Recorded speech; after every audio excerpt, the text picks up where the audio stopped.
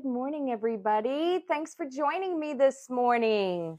So, we are going to talk everything about binding. So, I'm not going to sew for you or sew on the binding. I've done that in the past.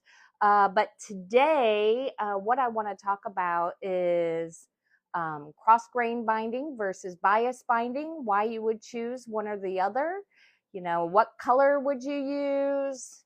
What foot would you use, some tips there. And then I have a new tool to show you. It's called Bias Binding Simplified by Creative Grids. And I'm going to do a little demonstration on that. So welcome to Coffee with Amy, where you get coffee and a demo. How about that? So let's talk about binding for a second. Let me know in your comments, what do you normally do, cross grain or bias binding? We are going to talk about the difference between the two, and then I'm going to show you how to cut the bias binding using a new tool by Creative Grids. So I would love to hear what you normally do. I'd also like to know if there's something you would like to see in the future with Coffee with Amy. So last week we showed a little scallop and wave on a quilt and how to cut out a wavy border. Well, bias binding is something that you would really want to use on a wavy border because the bias binding has a little bit more stretch. So let's start with talking about, let's talk first and foremost, you just finished quilting your quilt and you now have a decision to make. Do you want a pop of color that will frame your quilt, or would you like a binding that will blend in with your quilt so it doesn't take away from the center of the quilt? So you have a choice on either a lighter a lighter binding that kind of just blends in, or a darker binding which stands out a bit more and acts as a frame for the quilt, especially those that don't have a border that you're attaching to it. So those are the first thing I would consider is, what color do I want? The next thing I would look at is, what kind of binding do you want? There's a lot of different bindings out there. Some people just use bias tape, which is usually a single fold binding. And a single fold binding could look like this, where it's folded into the center. And then when you put it on your quilt, you have just a single layer of fabric right there on the edge. Another single fold might be something like this, where you have attached it to your quilt, you've sewn it across, and then you bring it over the edge of your stitching, right? You have your quilt here and you pull it over. And again, you are using a single layer, and on the edge, the reason I would fold this down is, especially if I was going to hand quilt, I would have that nice clean fold already done, ready to hand quilt or to machine piece down. But it still puts down a single layer of fabric on the edge of your quilt. What is most common is a double fold, which is where you fold it in half and then you stitch it down. Then you go over the quilt and you now have two layers of fabric on the edge of the quilt. So that is another thing to consider when you're looking at your binding. Now, when you might want to use a single binding, if you have a wall hanging or something that's not going to get a lot of use, a single layer will give you crisper miters than a double fold would, because there's a lot more fabric in the double fold, right? But you get more durability. So we would miter it. It's just a cleaner on the small. But for durability, if the quilt's going to be used a lot, then you want a little extra fabric on the edge to keep it a little bit more straight. I mean, sorry, not straight, to keep it more durable in wear. So those might be a couple things to consider. What's the use of your quilt when you're looking at it? The next thing that I hear a lot about is how wide do I cut these? And it really depends on the thickness of your quilt, for one, because if your quilt is really thick, you're going to want a wider piece so you can still sew it on with your 1/4 inch and get over the stitching line when you put it on the edge of the quilt. So that might be one thing that you're considering. The other thing you might consider is if you have a really fun binding, you might want a wider binding. So if you are doing scrappy binding where you have a lot of different colors and you want to see those fabrics, you might put it on a wider binding. But that would also take into consideration what is your quilt center and will you be covering up points and things like that. So if you're going to do a wider binding, you might put a small border on the outside of your quilt center. So those are a couple things to consider.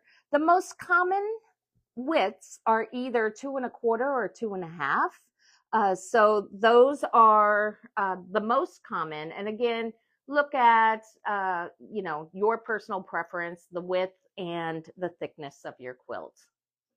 So the next thing you are going to consider possibly is, okay, now that I've chosen my binding and my fabric, so one of the things I would look at is how am I going to attach it? Would I attach it on the front of the quilt? So if this were the front of my quilt, would I attach it here and then fold it over and hand sew it on the back?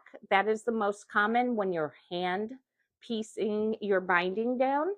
Otherwise, if you are top stitching your binding, you might attach it to the back and bring it to the front, and then use a very close stitch on the edge, just going over your stitch line on the quilt. So that is another thing to consider, whether you're going to attach it to the front or the back.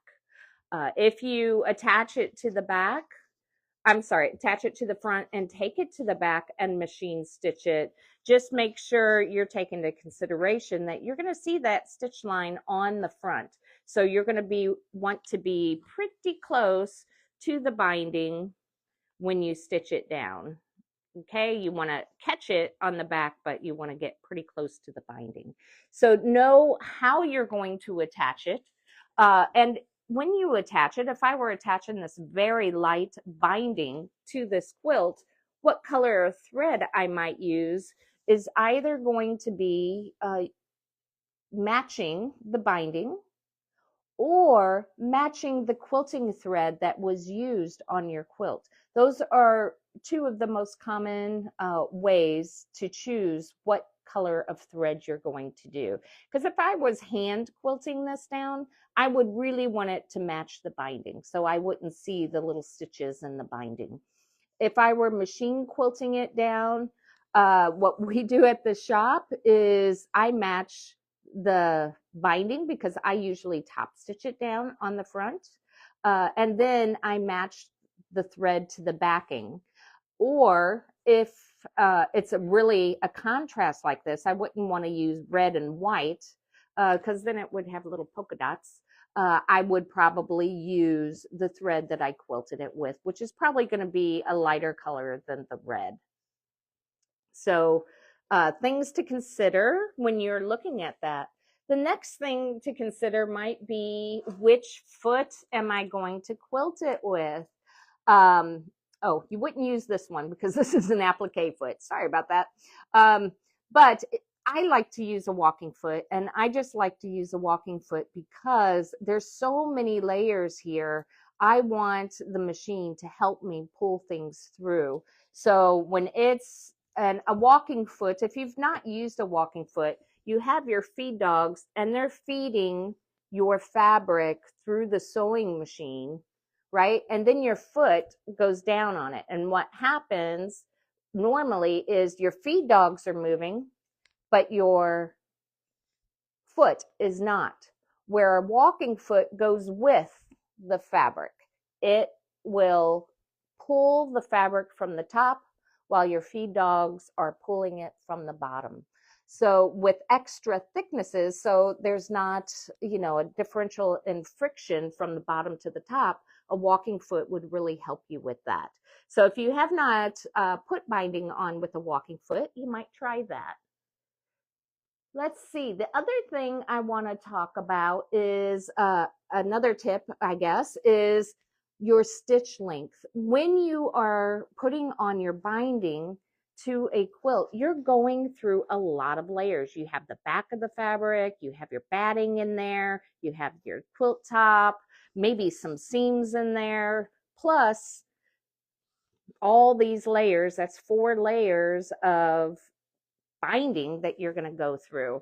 So that is a lot of thickness. You're going to want to increase your stitch length on your sewing machine to probably 2.5 to 3 millimeters, because to get it to sit in the center of all those layers, it's got to have a little bit more length to go through there. So you won't necessarily have these big long stitches. It's because they have to go through all those layers.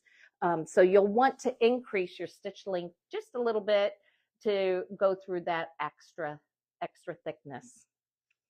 So now that we've determined all of those great things, our next question is, how much fabric do I need for my binding? I get this question a lot in the shop, and I filled out this little chart for you. So this little guy here will help you determine very quickly, and it seems like, oh my gosh, that's a lot of math, but it's really very simple. I take my quilt length and my quilt width, and I have 2 sides and 2 sides. So we're going to multiply that by 2. And we're going to add 10 inches so we have a little wiggle room to sew down your tails. So we have the length times width, length plus the width times 2 plus 10 inches. Your fabric, depending on if it's pre-shrunk by you washing it, or if it's, just depending if it's batik, it doesn't have that 44 to 45 inches of full usable fabric. So I usually use 40 as my number. So length plus width times 2, add 10 inches, and then I divide that by 40, which is your width of fabric. Okay, that is going to tell you how many strips you need. And then you multiply that by 2.5 or 2.25, or whatever width your binding is going to be cut. So if I had a 50-inch plus 20 width, that's going to give me 70. I'm going to multiply that by 2, so that's going to give me 140, plus 10 is 150. I'm going to divide that by 40, and that's going to give me 3.75. So I need 4 strips, because you're not going to cut 3/4 of a strip. So we need 4 full strips. Times 2.5 for me would be 10 inches. So if I was going to the quilt store, I would get 1/3 of a yard. That gives me room, a little buffer to be able to straighten the edges and such. Okay. So hopefully this little thing will help you with that. So the next thing, and that's really for cross grain binding, I guess, guys, tell you, is that particular measurement is for cross grain. So let's talk about that for a minute, cross grain versus bias. So when we are talking cross grain, we have our fabric, right? And it's on a loom. And we've talked about this before. when we talked about straightening your fabric or whatever. But the selvage to the selvage, that is your loom. Okay. You have length width of fabric going from selvage to selvage. And then you have the length of fabric, which is the entire bolt of fabric. So I have 40 to 45 inches of width of fabric, but I have 15 yards of length of fabric. The length of fabric has the least give. The width of fabric has just a little bit of give, and then the bias has a lot of stretch. And the bias means you're going diagonally across the grain. Okay. So there's used to be, let's say, back in the day, that everybody used bias binding. And now today, I think most people are afraid of bias binding, or they think that it takes more fabric, and it does. And they might not need it. Two things to consider when you are looking at bias binding is, do you have a curvy edge, or do you need the durability? Okay, so let's think about this for a second. I had my loom.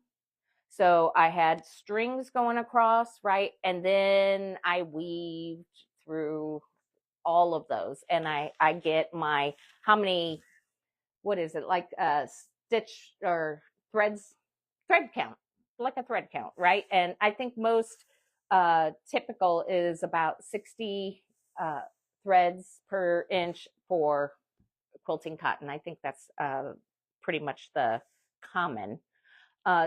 If you are folding it like this, then the edge of your quilt has threads that are going like this, and you may have one thread going horizontally through your quilt. Where if you have it diagonal, you now have threads going this way and threads going this way. So on the edge of your quilt, you have a lot of threads going across there. So the bias binding gives you more durability to the edge of your quilt. So if it's going to get a lot of wear and tear, let's say baby quilts or something like that, that you know, and you pray that they get drug around the house and pulled through the mud and loved to death, curl up with the TV, and maybe they'll suck on the edge, but you want it to be loved to death. You want to keep that as best as possible. So the added thread count going through the edge of the quilt when you bind it is more durable with bias binding. So those are all the things to consider when you are looking at binding. And who knew? I, I started putting this together and doing all the research for this, and I was like, oh my gosh, there's more to talk about than I thought there would be. I thought, yeah, this will be quick and short for us. But now I want to talk to you about bias binding, because maybe some of the things that I pointed out to you will make you want to do a little bias binding. So I want to talk to you about this cool new tool. Let me make sure it's facing you. There we go. I'm going to put it on this mat so you can see it. Creative Grids, as you know, we carry that in our shop. It has the nice little textured edge underneath that helps you grip your fabric. And this tool is called Bias Binding Simplified. And it really does do that for you because it gives you everything. I can't tell you how many times I have had to research bias binding almost every time because I don't do it every day. And maybe I will now because it's right here for me. Okay, so what's it telling me? It's telling me in black and white because they want you to see it, whether if you're on something really dark, then the white stands out. And if you're on something really light, then the black stands out. So it really considered everything when it was put together. It will give you 2.5 bias strips cut from 40 wide fabric. You need a half a yard for 255 inches. You need 3/4 of a yard for 375 inches and 1 yard for 495 inches. So right here, we already know that bias binding, you need a little more fabric. It's telling you exactly what you need right there. So that's for 2.5 inches. Over here, it's 2¼ inches.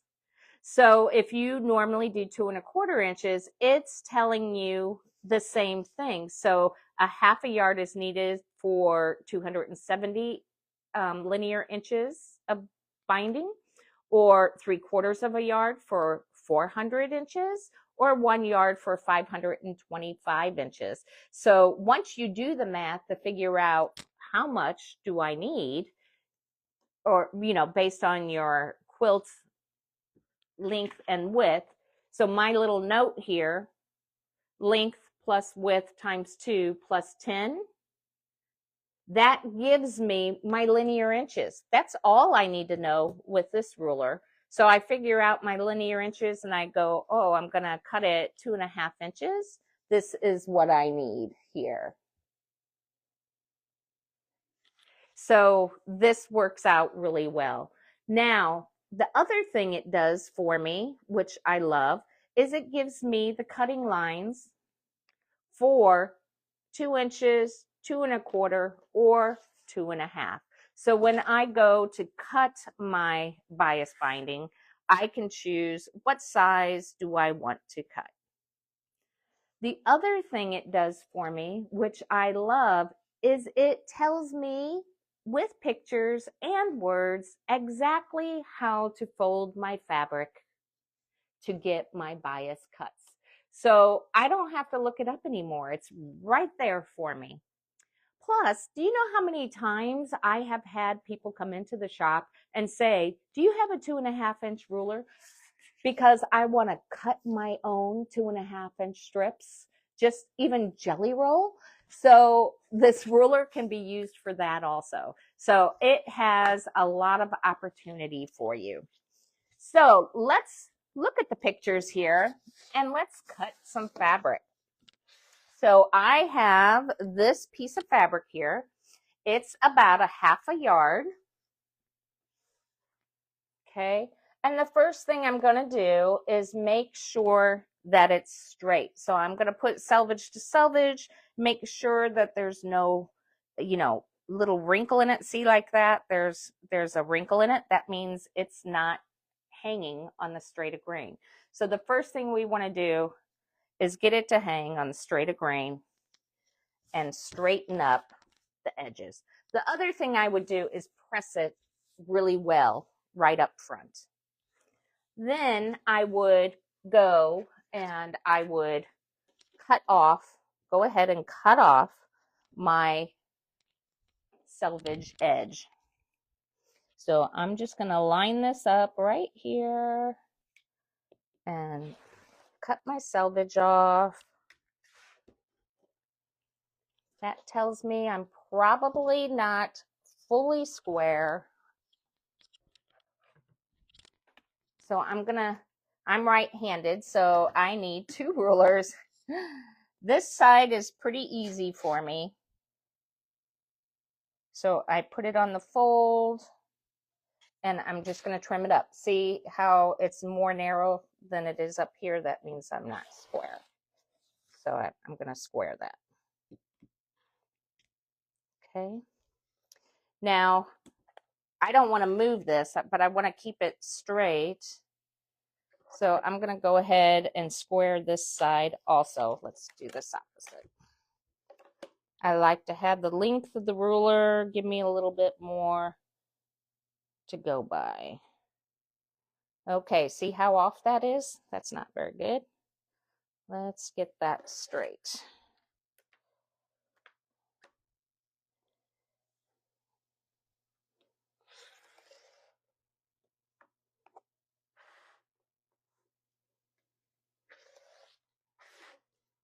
All right, now my piece is straight.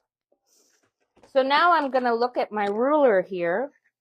I'll turn it towards you, and it's telling me fold up the bottom right corner. So I have my bottom right corner. And I'm going to fold it up, and I'm going to line up my edges and smooth that out. Okay. The next thing it tells me is to fold it again. So I'm folding it here, lining it up here, and I'm good to go. So right now I am ready to do my cutting. Now, if this was a 1 yard piece, then I could continue the fold process. And how I would do that is just take this piece and fold it over and make sure that I'm straight.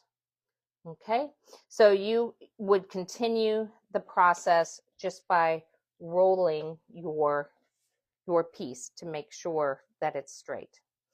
All right, so now, because I gotta look at it myself, I have it, I have folded it up, I have folded that. Let's see. Now I have to do it my way now. Okay, I folded it up, I folded it over.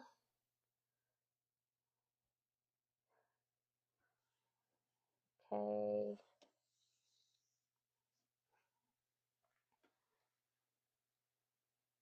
Yes. Bottom up, fold it over. Okay. Now that I'm all straight and not cattywampus, because I don't want that dog ear in my piece. That little dog bend that you sometimes get when you're not on the straight of grain. Okay. Now I can take this and I can cut off my first piece. And sometimes this is a little hard, so make sure you get through that first bump, okay? Now, I'm right-handed, so now that I've cut that, I need to move that to the other side.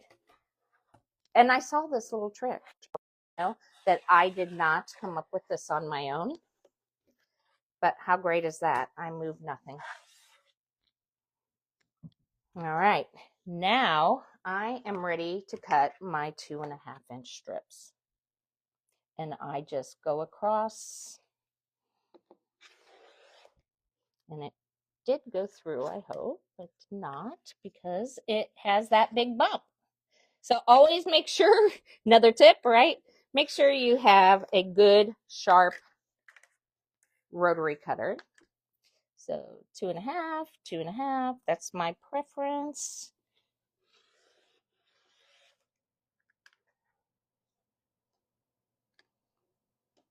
And you just keep going across.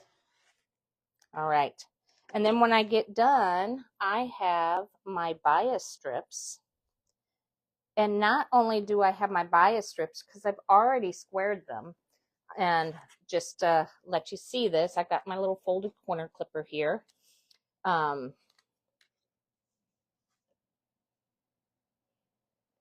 Yep, perfect. 2.5, perfect angle. So I am ready to sew these two guys together, just like that. Now, when you sew it together, you want to make sure you have about a 1/4 inch overhanging on both sides. So I've already sewn one together. Let me grab it here. So here it is. I've sewn this one together. And I know you can't see it, but there's a 1/4 inch sewn there. And when I open it up, first of all, I would press this open. And then when you do, your pieces will match. Here we go. I've pressed it open, and now I'm straight. Now, the one thing about bias binding, you do have to be careful with it because it has stretch to it, right? Because we're going to do something like this. Look how pretty that is, that little diagonal stripe. This is the little quilt that we cut last week. So the bias, I purposely didn't finish it because I wanted you to see that this is a folded piece, and it just like on the straight, it just curves around. And when you're ready to pull it over, look how it just kind of comes right over for you. Okay. So I'll finish putting this together. And then when you get to the tails, you do it just like you do for the cross grain. You know, like you would normally do. You would do your measurement, sew it on, and then sew it on. But guys, if you do bias binding, make sure you don't pull on it too much. You know how you get those wavy borders? It's because your borders are longer than your quilt center. Well, when you get wavy binding, it's usually for one of two things. One is your binding was longer than your quilt. And if that's the case, because I'm pulling on it, then it's going to give you a little wave. Okay, so I can make it fit, right? See that? But when I let go, now I have a wave in my quilt. So be careful with the bias binding or when you do your regular binding. If you machine bind, the other thing that can happen is we pull on it a little too much to get it over the edge. And if you do that, you could also get a little wave on the edge of your quilt. So you want to be careful of those two things. One, if you're machine binding, or if you're using the bias binding. Just be careful because there's more stretch. All right, that is all I have for you today. I wanted to just cover a little bit of binding tips for you and show you this cool new tool that it is available in the shop. Nick will put the link at the bottom of our page. He'll attach it to Facebook, and remember to like and follow us. And if you have friends that don't have Facebook, this will be posted on our YouTube page. And if you like and follow our YouTube page, you will also get alerted whenever we go live for a coffee and a demo with Amy. Thank you for joining me this morning. I hope you got something out of it. I appreciate you all. You have a wonderful week. See you later.